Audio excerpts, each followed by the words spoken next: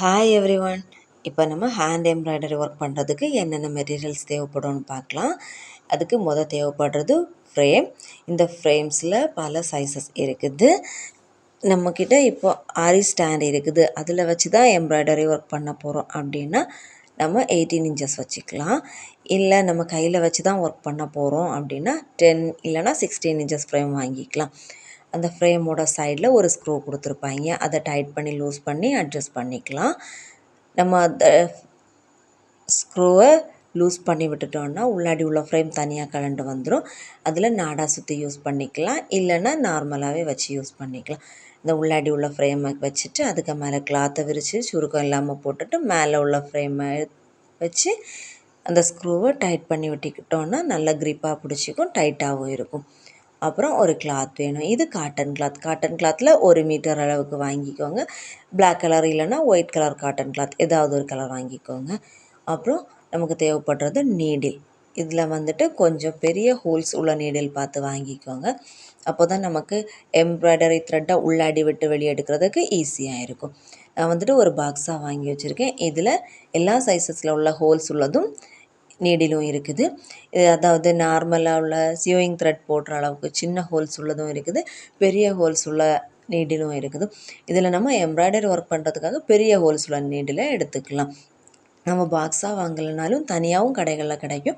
அதையும் நம்ம பார்த்து பெரிய ஹோல்ஸ் உள்ளதாக பார்த்து வாங்கிக்கோங்க. அப்போ தான் நமக்கு த்ரெட்டு போட்டு எடுக்கிறதுக்கு ஈஸியாக இருக்கும், ஒர்க் பண்ணுறதுக்கும் ஈஸியாக இருக்கும்.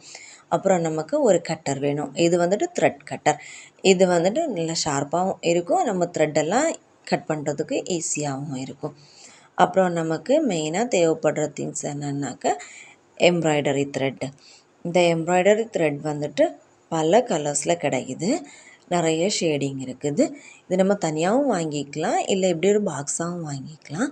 நான் இப்போது டோலி பிராண்டு வாங்கி வச்சுருக்கேன். இது வந்துட்டு 130 ருபீஸுக்கு கிடைக்கிது. 50 த்ரெட் இருக்குது. இதில் நம்ம தனியாக வாங்குறதா இருந்தால் ஒரு பீஸ் வந்துட்டு 3 ருபீஸுக்கு கிடைக்கிது. நீங்கள் இப்போது ஸ்டார்டிங்கில் வேணால் தனியாக வாங்கி வச்சுக்கோங்க. பிறகு ஒர்க் பண்ண தொடங்கினதுக்கப்புறம் தேவைப்பட்டால் பாக்ஸாகவே வாங்கி யூஸ் பண்ணிக்கோங்க. இதில் டபுள் கலர் ஷேடிங் உள்ளதும் இருக்குது. இது வந்துட்டு தனியாக தான் கிடைக்கிது, பாக்ஸில் கிடைக்கல, தனியாக வாங்கி வச்சுருக்கேன். இது வந்துட்டு ஃப்ளவர்ஸ் எல்லாம் பண்ணுற டைமில் டபுள் கலர் ஷேடிங் உள்ளது வச்சு பண்ணோன்னா பார்க்குறதுக்கு அழகாக இருக்கும்.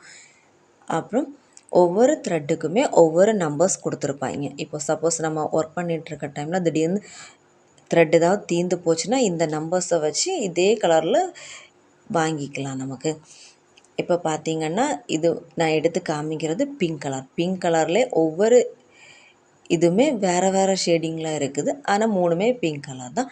ஒவ்வொன்றுக்கும் தனித்தனி நம்பர் கொடுத்துருக்காங்க. அப்போ நம்ம ஒர்க் பண்ணுற டைமில் நம்பர்ஸை மிஸ் பண்ணாமல் வச்சுருந்தோன்னா அதை பார்த்தே கரெக்டாக பார்த்து வாங்கிக்கலாம். ஒரு வேளை தீர்ந்து போச்சுன்னா பார்த்து வாங்கிக்கலாம் நமக்கு.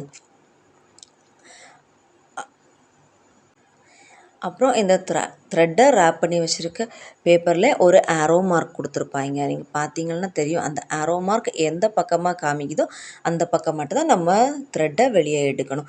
நம்ம சைடு மாற்றி திருப்பி எடுத்துட்டோன்னா அது சுருக்கம் பிடிச்சிக்கும், சிக்கு விழுந்துக்கும். அதனால ஆரோ மார்க் எந்த பக்கமாக கொடுத்துருக்காங்களோ அந்த பக்கமாக த்ரெட்டை பிடிச்சி இழுத்திங்கன்னா நமக்கு த்ரெட்டு எடுக்கிறதுக்கு ஈஸியாக இருக்கும். அதனாலேயும் அந்த த்ரெட்டை சுற்றி வச்சுருக்க பேப்பரை தொலைக்காமல் பத்திரமா வச்சுக்கோங்க. நம்ம நம்பர்ஸ் பார்க்குறதுக்கும் யூஸ் ஆகும், அந்த ஆரோ மார்க் பார்த்து த்ரெட்டை வெளியே எடுக்கிறதுக்கும் அந்த ரேப் பண்ணி வச்சுருக்க பேப்பர் யூஸ்ஃபுல்லாக இருக்கும்.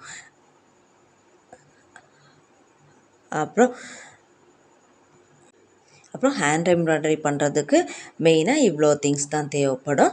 இதெல்லாம்னா த்ரெட்டு, அப்புறம் நீடிலு, கிளாத்து, ஃப்ரேமு, இந்த கட்டர், அவ்வளோதான். நமக்கு எந்த சைஸில் ஃப்ரேம் தேவைப்படுமோ, நமக்கு கையில் வச்சு ஒர்க் பண்ணுறதுக்கு எது ஈஸியாக இருக்குமோ அந்த சைஸ் உள்ள ஃப்ரேம் வாங்கிக்கோங்க. அப்புறம் கொஞ்சமாக கலர்ஸ் வாங்கிக்கோங்க, கலர் த்ரெட்ஸ் வாங்கிக்கோங்க, ஒரு கட்டரும் வாங்கி வச்சுக்கோங்க. அப்புறம் பெரிய ஹோல்ஸ் உள்ளதில் ஒரு நீடிலும் வாங்கி வச்சுக்கோங்க. தேங்க்யூ.